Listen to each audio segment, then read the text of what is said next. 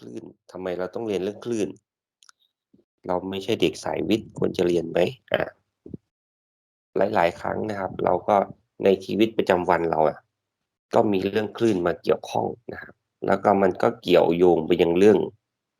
การใช้ชีวิตประจำวันของเรานี่แหละนะครับทีนี้อธิบายง่ายๆกันว่าคลื่นมีอยู่2ประเภทนะครับก็คือเป็นคลื่นที่อาศัยตัวกลางในการเคลื่อนที่เขาเรียกว่าคลื่นกลเนาะ แล้วก็คลื่นอีกประเภทหนึ่งที่ในการเคลื่อนที่มันไม่จำเป็นต้องมีตัวกลางเขาก็เรียกคลื่นประเภทนั้นว่าคลื่นแม่เหล็กไฟฟ้าเนาะอาเพราะฉะนั้นเรามาทำความเข้าใจคลื่นโดยรวมก่อนนะครับคลื่นกลนะครับก็ตัวอย่างของคลื่นกลก็ง่ายๆก็อย่างเช่นพวกคลื่นเสียงใช่ไหมครับเสียงก็จะเกิดจากการสั่นของตัวอะไรของตัวลูกกระเดือกของลำคอของปากใช่ไหมครับเพราะฉะนั้นเสียงแต่ละคนก็เลยมีลักษณะที่ไม่เหมือนกันแล้วทีนี้เวลาเราพูดเสียงก็เดินทางผ่านอากาศพอผ่านอากาศไปมันก็ไปเป็นไงครับไปเข้าที่หูเราในหูเรามันก็จะมีเหมือนหนังกลองอะครับเขาเรียกว่าแก้วหูเนาะทีนี้มันก็จะมีกระดูก3ชิ้นด้วยกันนะครับ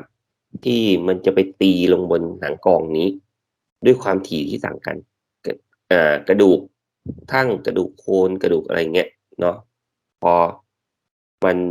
โดนอากาศที่มันสั่นมาพวกนี้ก็จะกระดิกแล้วก็ไปอันนี้ที่ตัวแก้วหูนะครับแก้วหูเราก็เลยสามารถได้ยินเสียงหรือว่าอีกอันก็คือคลื่นน้ำใช่ไหมครับ โดยปกติก็เกิดจากลมนะครับที่ลมบกลมทะเลเนี่ยที่มันพัดจากทะเลเข้าสู่บกเนี่ยมันก็จะเป็นคลื่นซัดเข้าหาฝั่งใช่ไหมครับแต่มันก็มีคลื่นอีกอย่างหนึ่งที่เกิดขึ้นโดยที่ไม่ปกติก็คือเกิดจากการที่แผ่นดินไหวอยู่ใต้น้ำใช่ไหมครับถ้ามีความรุนแรงมากกว่า6ริกเตอร์ขึ้นไปมีแนวโน้มที่จะเกิดสึนามิสึนามิคืออะไรสึนามิคือคลื่นที่มีความสูงเราเคยฟังพยากรณ์อากาศไหมเวลาที่แบบมี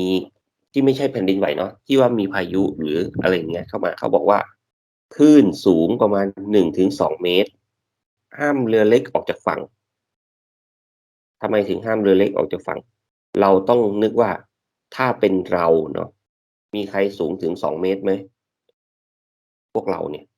ก็ไม่ค่อยมีเนาะก็อย่างมากก็คนไทยก็สูงมากสุดก็ประมาณเท่าไรครับ180 190อย่างมากไม่มีใครสูงแบบ2เมตรอะไรอย่างเงี้ยนั่นแหละถ้าคิดดูว่าถ้าเราอยู่ในน้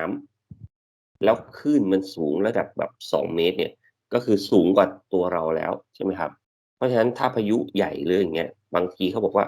ห้ามเรือประมงออกออกไปอันนี้เลยเพราะว่าคลื่นสูงเท่าไร3-4เมตร3-4เมตรนี่คือเท่ากับความสูงของตึก1ชั้นน่ะครับอืม เพราะฉะนั้นเรือประมงมันก็ไม่ได้สูงขนาดนั้นเพราะงั้นมันมีโอกาสที่น้ำมันจะซัดเข้ามาสูงได้ขนาดนั้นเนาะถ้าเราไปเที่ยวทะเลหรืออะไรอย่างเงี้ยแล้วเราไม่ได้ดูพยากรณ์อากาศอย่างเงี้ยว่าเฮ้ยช่วงนี้เป็นฤดูมรสุมนะแล้วเราไปอย่างเงี้ยแล้วเรานั่งเรือไปเกาะอย่างเงี้ยโอ้โฮแล้วเรือที่นั่งไปเกาะก็โดยส่วนใหญ่ก็จะเป็นพวกโอเคถ้าเป็นเรือประมงใหญ่ๆหน่อยก็โอเคนะครับแต่ว่ามันก็ยังเสียวอยู่ดี แต่ถ้าเป็นพวกเรือสปีดโบ๊ตหรืออะไรอย่างเงี้ยที่มันเล็กมันก็มีโอกาสที่จะประสบอุบัติเหตุได้ใช่ไหมครับทีนี้เรามาดูลักษณะการเคลื่อนที่ของคลื่นเนาะคลื่นมีการเคลื่อนที่2แบบนะครับเขาก็เรียกว่าคลื่นตามขวางกับคลื่นตามยาวคลื่นตามขวางก็คือเนี่ยครับมันเคลื่อนที่แบบนี้คลื่นตามยาวก็คือมันเคลื่อนที่แบบนี้มันสั่นบริเวณที่มันสั่นมันจะมีช่วงที่มันขยายนี่เนาะช่วงนี้ที่ขยายแล้วก็ช่วงที่มันอัดเข้าไปคลื่นทะเลมีลักษณะการเคลื่อนที่แบบนี้ก็คือเป็นคลื่นตามขวางนะครับคลื่นเสียงมีลักษณะอย่างงี้ก็คือมันอัดอากาศไปอัดแล้วก็ขยายอากาศเพราะฉะนั้นความสูงของคลื่นเขาก็วัดอย่างงี้นะครับวัดจากกึ่งกลางของมันขึ้นไป จนถึงยอดของมันคือตรงนี้กึ่งกลางมันก็คือตรงระดับนี่ครับระดับมือเพราะฉะนั้นเขาก็เลยบอกว่ามันก็จะมีลักษณะที่เป็นแบบว่า amplitude ก็คือความสูงของคลื่นเนาะ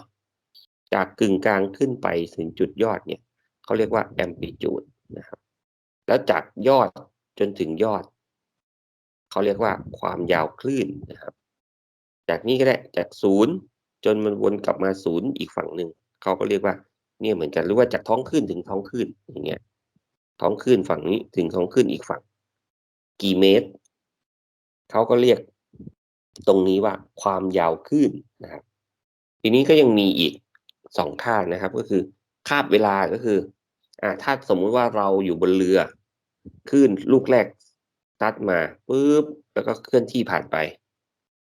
เราอยู่จุดที่สูงสุดของเรือแล้วทีนี้มันก็คือคลื่นมันเคลื่อนที่ผ่านไปอย่างงี้เนาะแล้วเราอยู่ตรงนี้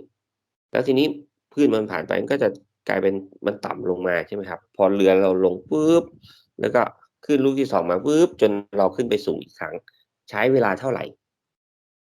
ตรงนั้นเขาเรียกว่าคาบเวลาเนาะแล้วก็อีกอันหนึ่งก็คือความถี่ก็คือมันมาถี่มากน้อยแค่ไหนขึ้นลูก1ลูก2ลูก3เนี่ยโอ้กระหน่ำเข้ามาจนไม่ได้มีเวลาหายใจหายคออย่างเงี้ยก็เรียกว่าความถี่เยอะคาบเวลาน้อยเพราะว่าเวลาที่ขึ้นลูกที่1กับลูกที่2มันติดกันอย่างเงี้ยเห็นไหมครับมันใช้เวลาสั้นลงแต่ความถี่ก็คือมันเป็นส่วนกลับของตัวคาบเวลาถ้าความถี่มีหน่วยเป็นเฮิร์ตซ์นะครับคาบเวลาเป็นหน่วยเป็นวินาทีนี่คือลักษณะทั่วไปของคลื่นที่เป็นคลื่นกลนะครับถามว่าคลื่นกลอย่างอื่นมีอีกไหมมีนะครับแผ่นดินไหวที่เกิดขึ้นในโลกเนี่ยบนพื้นผิวโลกเนาะก็เป็นคลื่นกลชนิดหนึ่งนะครับแล้วเวลาที่เกิดแผ่นดินไหวมันจะมีทั้งคลื่นที่เป็นคลื่นตามขวางแบบนี้ก็คือมันจะสั่นขึ้นลงแล้วก็มีคลื่นตามยาวด้วยถ้าเราเคยดูหนังพวกภัยพิบัติอะไรอย่างงี้เนาะมันก็จะมีแบบที่แบบว่าแผ่นดินมันยกขึ้นต่ำลงถ้าเราอยู่บริเวณที่แผ่นดินไหวเนี่ยถ้าเราแบบอยู่ที่มันเนี้ยเราจะเห็นเลยว่าคลื่นมันเกิดอย่างงี้มาด้วยแล้วก็มันจะมีคลื่นที่มันมีอัดขยายอย่างเงี้ยขึ้นมาก็คือด้วยความที่แผ่นดินไหวแผ่นดินมันไม่ได้มีความสามารถเหมือนสปริงนี่เนาะที่มันจะยืดหดได้เพราะฉะนั้นตรงไหนที่มันยืดออกจากกันมันเป็นไงครับแผ่นดินก็แยกออกจากกันตรงไหนที่มันอัดกันมันก็อาจจะเป็นดันกันขึ้นนะครับ เพราะฉะนั้นมันก็มีโอกาสที่มันจะแยกออกจากกันแล้วก็ดันเข้าหากันอย่างเงี้ยได้นะครับต่อมาก็เป็นคลื่นแม่เหล็กไฟฟ้านะครับคลื่นแม่เหล็กไฟฟ้าคืออะไรครับก็คือเป็นคลื่นที่เกิดจากแม่เหล็กกับไฟฟ้าอันนี้คือผมย่อมาให้ว่ามันคืออย่างงี้เนาะประกอบไปด้วยเหล่านี้นะครับแสงอาทิตย์เนี่ยถ้าเราบอกว่าเรามีพื้นที่1ตารางเมตร1ตารางเมตรคืออะไรกว้าง1เมตรยาว1เมตรเนี่ย แสงอาทิตย์มาตกลงที่บริเวณนั้นโดยเฉลี่ยประมาณ1,000วัตต์เหมือนอะไรนะเวลาจ่ายค่าไฟหรืออะไรอย่างเงี้ยมันก็จะคิดเป็นหน่วยนี่แหละหน่วยวัตต์แล้วก็กี่กิโลวัตต์ต่อบาทอะไรอย่างเงี้ยทีนี้เขาก็เลยบอกว่าเว้ยในเมื่อดวงอาทิตย์มันมีพลังงานเท่านี้วัตต์เราเอามาใช้ต่อวันมันจะประมาณเท่าไรเขาก็เลยคิดว่าโดยเฉลี่ยพลังงานอันนี้เขาเฉลี่ยทั้งโลกนะครับ มันจะมีแสงอาทิตย์อยู่ประมาณ4-5ชั่วโมงต่อวันแต่ว่าประเทศไทยเรามีดวงอาทิตย์อยู่ประมาณครึ่งวันคือประมาณเกือบ12ชั่วโมงดังนั้นมันมีช่วงที่มันเข้มมากๆก็คือช่วงไหนครับช่วงประมาณ10โมงจนถึงบ่าย3โมงเราก็ประมาณ5ชั่วโมงที่มันเข้มๆมากๆใช่ไหมครับที่เราจะเอามาใช้ประโยชน์ได้ ทำไมถึงเป็นช่วง4-5ชั่วโมงเพราะว่าองศาของดวงอาทิตย์ที่กระทำกับโลกเราที่เราเทียบนะก็คือถ้าเรามีแผงที่จะรับพลังงานเนี่ยถ้าเราไม่ได้ให้มันหมุนตามเนาะเรา ฟิกให้มันอยู่ที่ให้มันตั้งไว้เนี่ยที่มันจะมีประสิทธิภาพมากที่สุดก็คือประมาณ4-5 ชั่วโมงเพราะมันอันนี้คือค่าความเข้มของแสงที่ตกกระทบภายในประเทศไทยยิ่งสีเข้มยิ่งเป็นไงครับยิ่งมีความเข้มสูงถ้าเราอยากเอาตัวเนี้ยมาผลิตเป็นพลังงานเราก็ต้องมาดูว่าบริเวณไหนที่เหมาะสมในการที่จะทำแผงโซนนี้โซนนี้ใช่ไหมครับที่มันแบบนี้แต่ทีนี้ในการที่วางแผงโซลาร์เซลล์มันก็ต้องใช้พื้นที่ถูกไหมดังนั้นต้องทำยังไงจริงๆเราใช้ประโยชน์จากแสงอาทิตย์เนี่ยมี2ทางเนาะก็คือทางตรงก็คือเนี่ยเราใช้เป็นแสงสว่างใช้ตากผ้าให้แห้งใช้อะไรอีกเป็นเซลล์แสงอาทิตย์เพื่อผลิตไฟฟ้าใช่ไหมครับอันเนี้ยก็คือเป็นการใช้โดยตรงแต่ว่าเราก็ยังใช้มันโดยอ้อมด้วยก็คืออย่างเช่นอะไรครับแสงอาทิตย์มันทำให้เกิดลมหรือว่าอีกอันหนึ่งก็คือเกิดการสังเคราะห์แสงของพืชใช่ไหมครับพืชรับแสงอาทิตย์มามันก็สังเคราะห์แสงสัตว์ก็ไปกินพืชคนก็ไปกินทั้งสัตว์กินทั้งพืชใช่ไหมครับ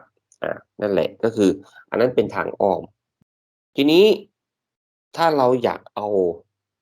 พลังงานแสงอาทิตย์เนี่ยมาผลิตไฟฟ้าเราสามารถผลิตได้กี่แบบนะครับอาสามารถผลิตได้2แบบหลักๆนะครับก็คือเป็นใช้ความร้อน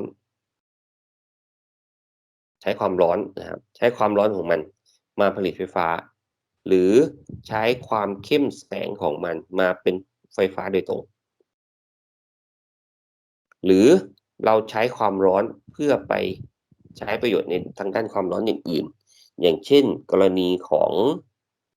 อะความร้อนมันมีที่ความร้อนเพื่อให้เกิดความร้อนกับความร้อนเพื่อให้เกิดไฟฟ้าเอ๊ะอาจารย์พูดยังไงงงๆก็คืออย่างประเทศในกลุ่มประเทศที่หนาวเย็นนึกออกไหมครับเขาอากาศเย็นเพราะฉะนั้นสิ่งที่เขาต้องการคือ heater ใช่ไหมครับแล้ว heater คือยังไง ให้ความอบอุ่นภายในบ้านใช่ไหมครับหรือว่าในห้องน้ำเพื่อที่จะอาบน้ำแต่ถ้าปกติทั่วไปถ้าเป็นบ้านเราก็บอกว่าเราก็ต้มน้ำเอานี่แต่นั้นมันเป็นแบบว่าแล้วในบ้านล่ะในบ้านมันก็หนาวนึกออกไหมครับเพราะฉะนั้นเขาจะต้องมีตัว heater เนี่ยก็คือเป็นพัดลมแล้วก็เป็นพัดลมร้อนเนี่ยเป่าออกมาภายในบ้านเพื่อให้บ้านมันเย็นก็ถ้าเป็นอ่า ทั่วๆไปก็จะเป็นแอร์ที่เหมือนแอร์นี่แหละครับแต่แอร์สามารถปรับอุณหภูมิร้อนได้แต่แอร์ก็ต้องใช้ไฟฟ้าใช่ไหมครับแต่ทีนี้ถ้าเป็นตามชนบทหรืออะไรเงี้ยของประเทศกลุ่มเนี่ยเขาก็จะมีลักษณะของแผงความร้อนนะครับแผงความร้อนก็คือเนี่ยครับเขาจะมีท่อน้ำแล้วก็มีตัวที่มันนี่เนาะมีท่อน้ำเนี่ยครับนี่เนาะตามนี้นะครับท่อน้ำแล้วก็มีตัวไอ้เนี่ย เป็นแผงกลมๆเพื่อให้มันร้อนแล้วก็เอาน้ำเนี่ยไปใช้ก็คือพอแสงอาทิตย์มาตกกระทบใช่ไหมมันก็สะท้อนแล้วมารวมกันตรงนี้เป็นน้ำอุ่นเอาไปไหลภายในบ้านแล้วก็เอาผ่านพัดลมเป่าออกมาให้มันภายในบ้านมันอบอุ่นนะครับถ้ากรณีที่ผลิตไฟฟ้าล่ะ ก็มี2อันเหมือนกันก็คือผลิตไฟฟ้าได้โดยตรงที่เขาเรียกว่าเซลล์แสงอาทิตย์แล้วก็ผลิตไฟฟ้าโดยใช้ความร้อนนะครับอันนี้เนาะเป็นโรงไฟฟ้า Molten Salt นะครับ Gemasolar ที่เมือง Chechiu ประเทศสเปนนะครับก็คือข้างบนเนี้ยข้างบนเนี้ยนะครับเป็นบริเวณที่เห็นไหมอันนี้คือแผงกระจก ไม่ใช่โซลาร์เซลล์นะครับเป็นแผงกระจกนะครับเขาก็คำนวณไว้ว่าเว้ยถ้าดวงอาทิตย์มันเอียงไม่ว่ามันจะเอียงมุมไหนเนี่ยกระจกพวกเนี้ยมันจะสะท้อนแสงมาที่ตรงนี้นะครับไม่ว่าดวงอาทิตย์มันจะหน้าร้อนหน้าหนาวหน้าอะไรก็แล้วแต่ที่มันจะเคลื่อนที่อันนี้เห็นไหมครับดวงอาทิตย์ที่มันตกมันก็จะสะท้อนมาตรงนี้ สะท้อนมาตรงนี้แล้วอันนี้ใส่อะไรไว้เขาใส่เป็นเกลือแต่ว่าเกลือที่ละลายอยู่ในน้ำนะครับเพื่ออะไรเพื่อที่เวลาที่มันเป็นไงครับเวลาที่มันร้อนมันก็จะระเหยกลายเป็นไอละลายเป็นน้ำแล้วก็ระเหยกลายเป็นไอแล้วก็เอาไอนี้ไปเลยครับไปหมุนใบพัดเพื่อผลิตอะไรเพื่อผลิตไฟฟ้าได้อุณหภูมิประมาณ600องศาเซลเซียสเลยนะครับเนี่ยที่บริเวณนี้เนี่ยปลายของมันก็ผลิตเป็นไฟฟ้ามาเพื่อลดอะไรเพื่อลดการใช้น้ำมันเห็นไหมแต่ละประเทศก็เขาก็พยายามดูว่าประเทศเขามันมีอะไรที่มันจะใช้แทนน้ำมันได้เขาก็พยายามจะใช้นะครับประเทศไทยเราก็เหมือนกันนะครับเราก็จำเป็นต้องการไฟฟ้าเพื่อมาทดแทนการใช้น้ำมันเพื่อผลิตไฟฟ้าเนาะแล้วก็ถ้ายิ่งในอนาคตเป็นไงครับเราจะต้องใช้ไฟฟ้าเยอะขึ้นกว่านี้เพราะอะไรเพราะถ้าเข้าสู่ระบบที่เป็นรถไฟฟ้าใช่ไหมรถไฟฟ้าก็คือเราจะไม่ใช้น้ำมันในการเติมรถอีกแล้วดังนั้นก็ต้องเร่งหาแหล่งพลังงานอื่นที่ไม่ใช่น้ำมันมาทดแทนเนาะก็อันนี้อยู่ที่อะไรครับปราจีนบุรีที่ลพบุรีก็เป็นโซลาร์เซลล์ของเอกชนที่เขาขายให้กับการไฟฟ้านะครับอันนี้พื้นที่เท่าไหร่215 ไร่นะครับสามารถผลิตไฟฟ้าได้13 ถึง 14 ล้านหน่วยต่อปีเพราะฉะนั้นถ้าใครมีพื้นที่ก็ไปลงทุนนะครับมันหน่วยละกี่บาทเราจะได้เท่านี้แหละบาทต่อปีนะครับอันนี้ก็ประมาณ73 ล้านหน่วยต่อปีค่าก่อสร้างไม่แพงนะครับ8,000 ล้านบาทจำนวน500,000 กว่าแผงแค่นั้นเองนะครับใครมีตังค์ก็หรือว่าถ้าเราแบบว่าอยากติดตั้งที่บ้านเพื่อใช้งานเล็กๆน้อยๆอย่างเงี้ยก็ได้ครับก็ไปซื้อแผงโซลาร์เซลล์มาแล้วก็ต่อเข้ากับระบบอะไรก็แล้วแต่ถ้าเราจะใช้ทั้งบ้านเนี่ยมันก็จะมีเขาที่เรียกว่าโซลาร์เซลล์แบบอะไรนะแบบผันกลับกับแบบ stand alone ถ้าใครอยากรู้ก็คลิปในยูทูบเยอะแยะนะครับก็คือแบบ stand alone ก็คือบ้านเราไม่ติดไฟเลยเราติดแต่โซลาร์เซลล์แล้วก็เอาไฟจากโซลาร์เซลล์นี้มาใช้ในบ้านเพราะฉะนั้นระบบที่ใช้ในบ้านของเราอย่าลืมนะครับว่าไฟฟ้าผลิตแล้วหมดไปถ้าไม่ใช้ก็ไม่มีดังนั้นเราต้องมีระบบเก็บไฟฟ้าไว้ใช้ก็คือแบตเตอรี่เนาะตัวแบตเตอรี่นี่แหละคือตัวที่แพง แล้วก็อีกแบบหนึ่งก็คือเป็นแบบไฮบริดก็คือว่าเรามีแผงโซลาร์เซลล์แล้วเราก็ต่อไฟจากข้างนอกแล้วก็ต้องมีระบบอ่ากันไฟเข้าไฟออกอะไรเงี้ยก็คือสามารถไฮบริดก็คือมีหลายแบบรวมกันใช่ไหมครับมีพลังงานที่ใช้จากโซลาร์เซลล์กับไฟฟ้าที่เป็นตามบ้านแล้วระบบนี้เราก็มีระบบที่เขาเรียกว่าระบบผันกลับได้ก็คือว่า สมมติว่าไฟฟ้าที่เราผลิตจากโซลาร์เซลล์เนี่ยมันได้เยอะมันก็จะจ่ายไฟย้อนกลับไปให้กับการไฟฟ้าเราขายไฟให้การไฟฟ้าด้วยแล้วเราก็ใช้เองในบ้านด้วยอันนี้ระบบนี้จะทำให้อะไรครับถ้าเราติดแผงไม่เยอะค่าไฟเราจะถูกลงแต่ถ้าเราติดแผงโซลาร์เซลล์เยอะเราอาจจะได้เงินจากการไฟฟ้ามาด้วยเพราะว่าเราขายไฟให้การไฟฟ้าเนาะนะครับแล้วก็ณปัจจุบันเนาะเขาก็มีการสร้างโซลาร์เซลล์ลอยน้ำไฮบริดที่เขื่อนสิรินธรใหญ่ที่สุดในโลกนะครับอยู่ที่จังหวัดอุบลราชธานีอย่างที่บอกนะครับโซลาร์เซลล์มันต้องใช้พื้นที่เยอะๆใช่ไหมแล้วตรงไหนที่จะเป็นพื้นที่แล้วมันไม่ไปรบกวนชาวบ้านเพราะนั้นเขาก็เลยวางแผงโซลาร์เซลล์นี่ในน้ำที่เป็นน้ำของเขื่อนโซลาร์เซลล์นี้ ที่ว่าใหญ่ที่สุดในโลกเนี่ยก็มีพื้นที่แค่ประมาณ1%ของพื้นที่เขื่อนที่เป็นน้ำนะครับก็คือถ้ามองแบบข้อดีเนาะถ้าเราสามารถติดตั้งให้มันลอยน้ำอยู่ได้แล้วก็ติดตั้งให้ได้เยอะกว่านี้เนี่ยเขาบอกว่า1ตัวที่ติดได้เนี่ยมันทดแทนน้ำมันเตาที่เราต้องนำเข้าอยู่ประมาณ130,000 ลิตรต่อปีนะครับผลิตไฟฟ้าได้เท่านี้ล้านบาทต่อปีเราต้องซื้อน้ำมันเพื่อมาผลิตไฟฟ้าเท่านี้ลิตรต่อปีเพราะฉะนั้นถ้าเราติดอันนี้ไปเยอะๆเราก็สามารถลดการนำเข้าน้ำมันเหล่านี้ได้นะครับแต่ทีนี้เขามองว่าพื้นที่เขื่อนเนี่ยเป็นไงมันมีน้ำใช่ไหมครับแล้วมันโดนแสงอาทิตย์เนี่ย น้ำมันก็ระเหยขึ้นไปแล้วก็หายไปไหนก็ไม่รู้แล้วมันกลับมาเป็นฝนตกให้ที่เขื่อนหรือเปล่าก็ไม่รู้เขาก็เลยมองว่าตัวแผงโซลาร์เซลล์นี่อย่างน้อยก็มันก็เป็นไงครับมันลอยอยู่บนน้ำมันก็ทำให้น้ำที่ระเหยขึ้นมาเนี่ยไปกลั่นตัวเป็นน้ำอยู่ที่ตรงไหนครับตรงแผงด้านบนแผ่นด้านล่างของแผงโซลาร์เซลล์แล้วมันก็หยดกลับลงมาอีกอ่า ถ้าถ้ามองแบบว่าถ้าเราสามารถติดมันได้แบบ50%ของพื้นที่เขื่อนสมมุติเนาะมันก็ทำให้การสูญเสียน้ำที่เกิดจากการระเหยของแสงแดดเนี่ยลดลงประมาณ50%อันนี้คิดแบบง่ายๆเลยก็ได้ประโยชน์ทั้งทางตรงและทางอ้อมอะไรอย่างเงี้ยแล้วทำไมถึงต้องเอาไปลอยน้ำที่เขื่อนอย่าลืมนะครับว่าตัวเขื่อนเองเนี่ยมันก็มีหน้าที่เสริมคือผลิตไฟฟ้าเพราะฉะนั้นเขามี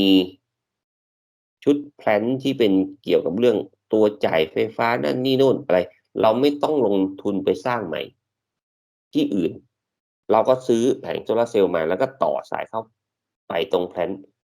ก็ในปัจจุบันที่ผมตามข่าวอยู่เนาะก็มีอีกหลายๆเขื่อนที่แบบว่าก็จะลงทุนทำนี้เหมือนกันแล้วก็ต้องออกแบบให้มันเหมาะสมนะครับว่ามันจะต่อไฟตรงไหนยังไง แล้วก็เป็นมิตรกับสิ่งแวดล้อมเนาะลดต้นทุนในการผลิตไฟฟ้าเพราะว่าอะไรเพราะว่าเรามีพื้นที่แผนที่ผลิตไฟฟ้าอยู่แล้วเรามีสถานีไฟฟ้าแรงสูงมีอะไรครับสายส่งสัญญาณสายส่งไฟฟ้านี่ไปยังพื้นที่อยู่แล้วเพราะฉะนั้นไม่ต้องลงทุนใหม่ก็พวกนี้ก็ใช้อันเดิมเป็นมิตรกับสิ่งแวดล้อมเป็นแลนด์มาร์คแห่งใหม่อันนี้ที่เขากำลังสร้างเสร็จแล้วก็ตรงนี้เขาทำเป็นอะไรครับสกายวอล์กเป็นกระจก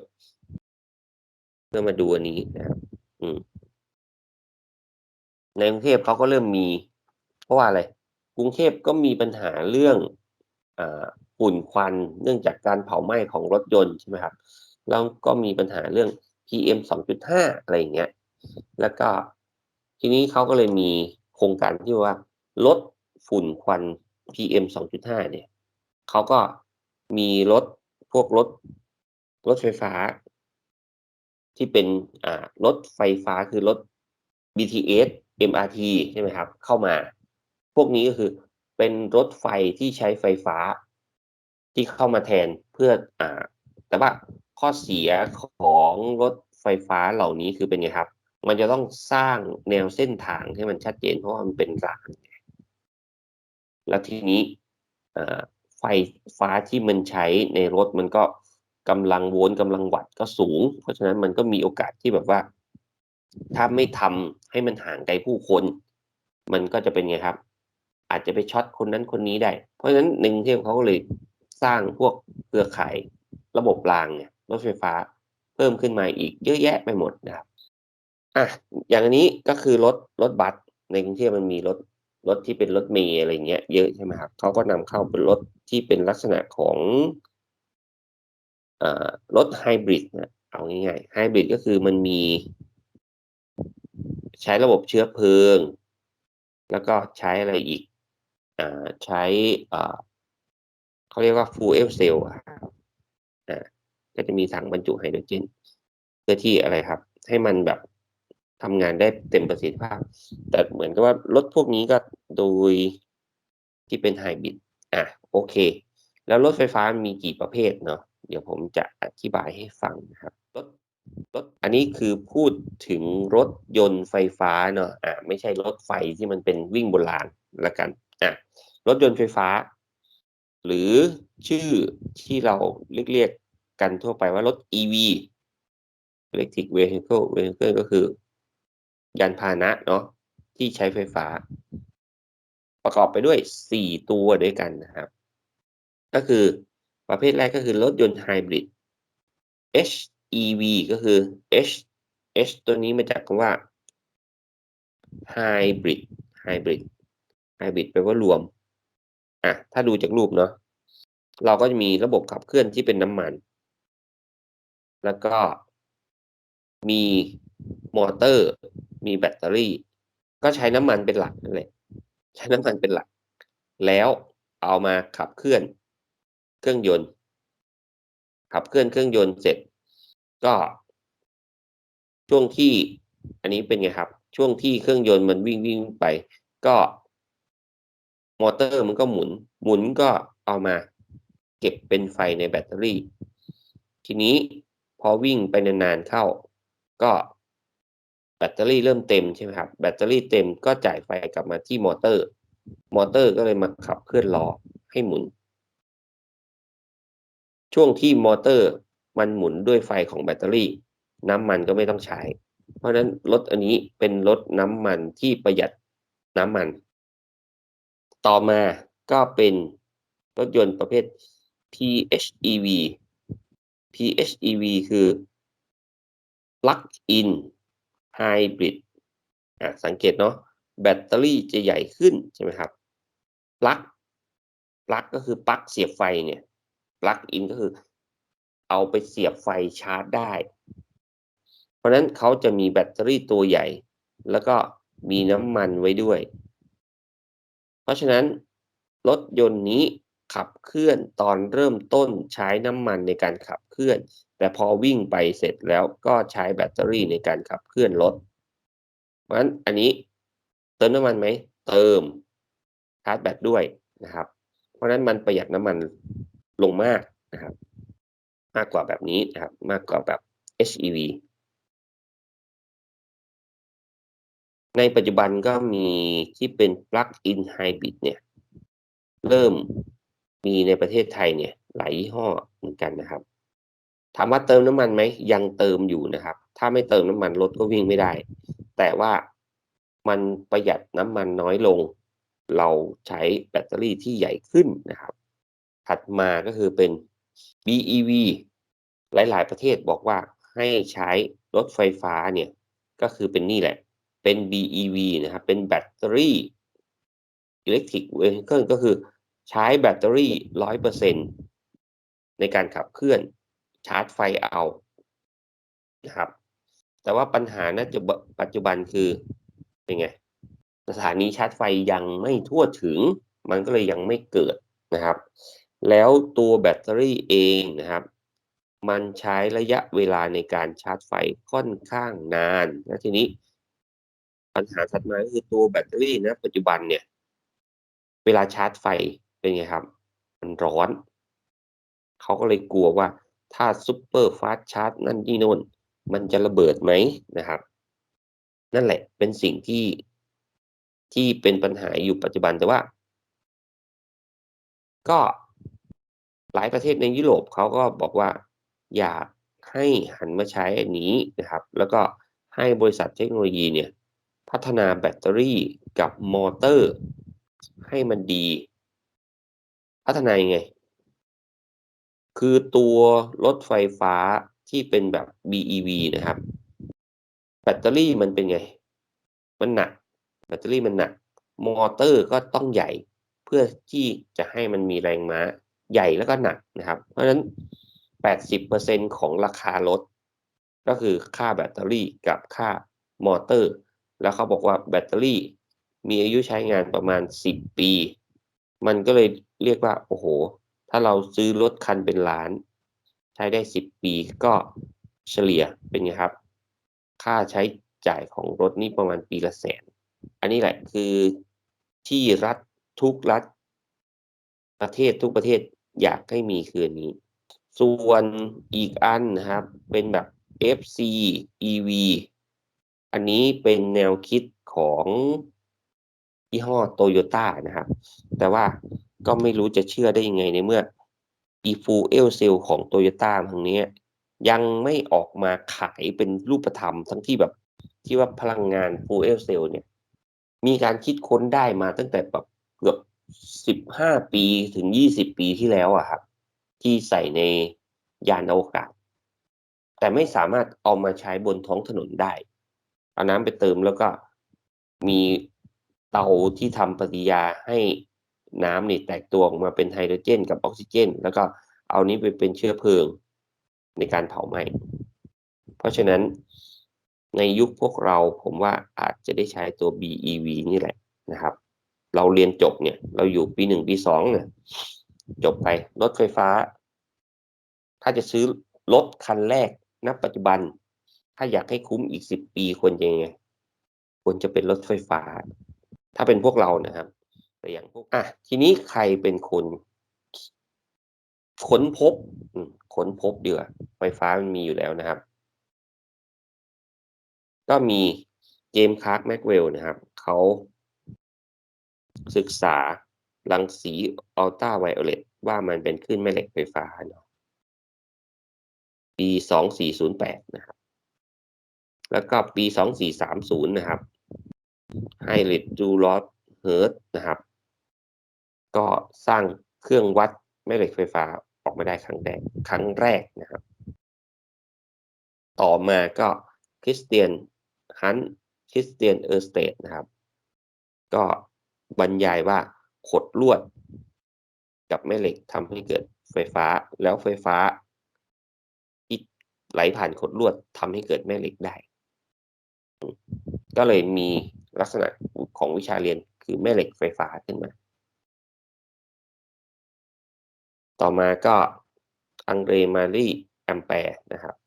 ก็เป็นคนที่ค้นพบกระแสไฟฟ้าที่เกิดขึ้นภายในกดลวดที่มีสนามแม่เหล็กไหลผ่านนะครับอันนี้ก็รู้ไว้ใช่ว่าเขาก็คิดค้นกฎของแอมแปร์นะครับขึ้นมานี่เนาะที่ทำให้เกิดไฟฟ้าก็คือทำให้เกิดเนี่ยเขาบอกว่าเขามีขดลวดนะครับแล้วเขามีแท่งแม่เหล็กเราแท่งแม่เหล็กนี้ขยับเข้าขยับออกขยับเข้าขยับออกอยู่ตรงนี้มันก็ทำให้เกิดไฟฟ้าที่เกิดขึ้นมันไหลกลับไปกลับมาก็คือตอนที่เคลื่อนที่เข้ามันไหลจากซ้ายไปขวาตอนเคลื่อนที่แม่เหล็กออกมันไหลจากขวาไปซ้ายก็เลยกลายเป็นไฟฟ้ากระแสสลับต่อมาก็เป็นไมเคิลฟาราเดย์นะครับเขาก็เป็นไงครับสามารถศึกษาการเปลี่ยนแปลงของสนามแม่เหล็กที่ทำให้เกิดสนามไฟฟ้าได้ก็เป็นกฎของฟาราเดย์ที่เกี่ยวข้องกับการเหนี่ยวนำแม่เหล็กไฟฟ้าขึ้นมาก็เลยเกิดเป็นพวกเครื่องปั่นไฟอะไรทั้งหลายแหละในปัจจุบันเนาะเจมส์คลาร์กแม็กเวลกับอะไรครับไฮริชรูดอล์ฟเฮิร์สก็เคยต่างคนก็ต่างเคยศึกษาเรื่องเหล่านี้มาแล้วก็ค้นพบว่าเฮ้ยเราสามารถอันนี้จนเป็นความรู้เริ่มต้นให้มาต่อยอดในปัจจุบันนะครับเพราะนั้นขึ้นแม่เหล็กไฟฟ้าที่เขาศึกษาได้มีรูปร่างหน้าตาอย่างนี้ก็คือขึ้นแม่เหล็กไฟฟ้ามีลักษณะเป็นคลื่นตามขวางความยาวคลื่นกับความถี่จะสวนทางกันนะครับแล้วก็เกี่ยวข้องกับเรื่องพลังงานด้วยยิ่งคลื่นมีขนาดเล็กเท่าไหร่นะครับพลังงานมันยิ่งสูงนี่นะครับช่วงที่ตาเรามองเห็นแค่กระจิ้งเดียวที่เหลือเรามองไม่เห็นสักอย่างนะครับเราไม่ต้องอยากมองเห็นนะครับมองเห็นไปก็เหมือนเรามองเรามีตาเอ็กซเรย์เราสามารถเอ็กซเรย์ผ่านเสื้อผ้าคนได้หลายคนดีเป็นไงครับเห็นกระดูกเห็นเหมือนที่ฟิล์มเอ็กซเรย์มันส่งให้เราเห็นนะครับจะเห็นอะไร UV เพราะฉะนั้นอันนี้ก็ขนาดของมันเนาะเมื่อเทียบว่า คลื่นวิทยุเนี่ยขนาดเท่าตึกคลื่นไมโครเวฟขนาดเท่าคนเท่าสัตว์ขนาดเล็กใช่ไหมครับอินฟราเรดก็ขนาดเล็กประมาณเข็มแสงที่ตาเรามองเห็นแล้วก็ขนาดอันนี้คือขนาดความยาวคลื่นเนาะขนาดประมาณพวกโปรโตซัวนะครับพอมาอุลตราไวโอเลตก็เป็นขนาดระดับโมเลกุลพอมาเอ็กซเรย์ก็ขนาดอะตอมแล้วก็ถ้าเป็นแกมมาก็ขนาดนิวเคลียสของอะตอมนะครับเรามาดูการนำไปใช้ประโยชน์ของคลื่นแต่ละชนิดกันอันง่ายที่สุดก็คือแสงที่ตาเรามองเห็นนะครับหรือ visible light เนี่ยก็มีความยาวคลื่นกับความถี่อยู่ประมาณเท่านี้เห็นไหมครับตัวเลขคล้ายๆกันแต่ความถี่อยู่ที่ไหนความถี่อยู่ที่เทระก็คือความถี่มันสูงมากนะส่วนความยาวคลื่นนาโนเมตรนาโนก็เส้นผมเราเนี่ยเป็นหลักไมโครเมตรนะครับแล้วเราเอาเส้นผมของเราเนี่ยเส้นผ่าศูนย์กลางประมาณ100ไมโครเมตรนะครับเส้นผ่าศูนย์กลางคืออย่างนี้เนาะเอาหั่นมันออกมา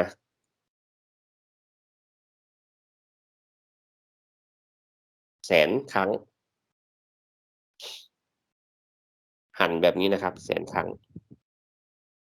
เพราะนั้นความกว้างตรงนี้ของเส้นผมแบบ100,000 ครั้งเนี่ยมันคือนาโนเมตร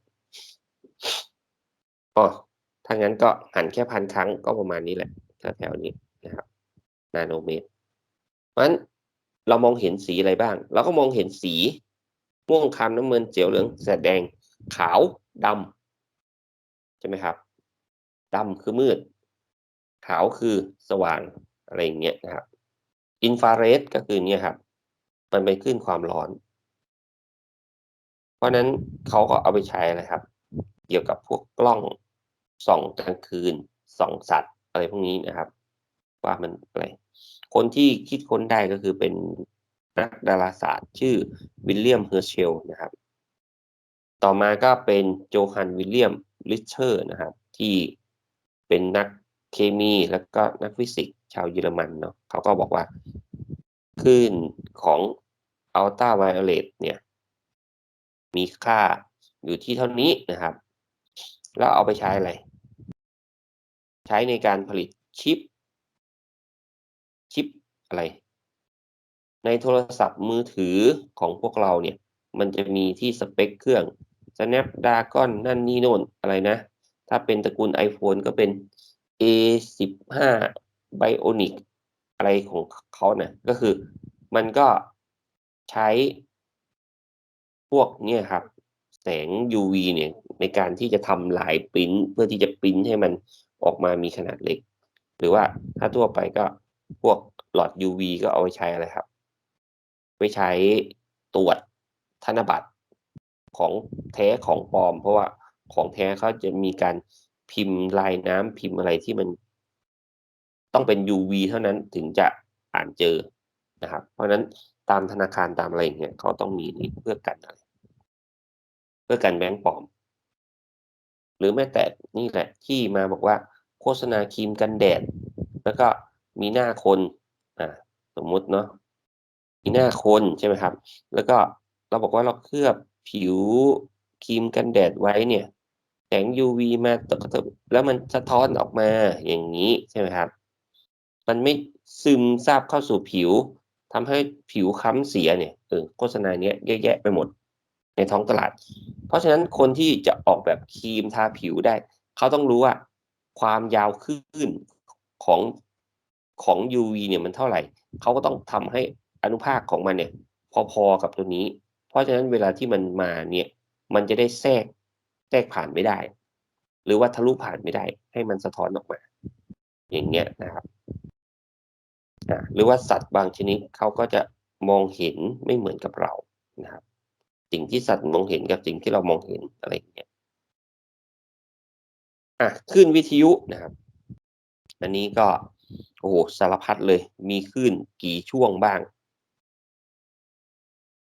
ก็ High-risk Rudolph Hertz นี่แหละที่เขาแบบว่าอันนี้วิทยุมันจะมีคลื่นความถี่ที่เขาส่งสัญญาณมาก็คือจะมีสถานีวิทยุเนาะผมเอา FM แล้วกัน AM คงไม่มีใครฟังแล้วล่ะ FM ก็คือมันจะมีคลื่นถ้าเราหมุนขึ้นวิทยุอุ๊ยหมุนว่างั้นจูนก็ได้มันจะมีความถี่อยู่ที่ประมาณ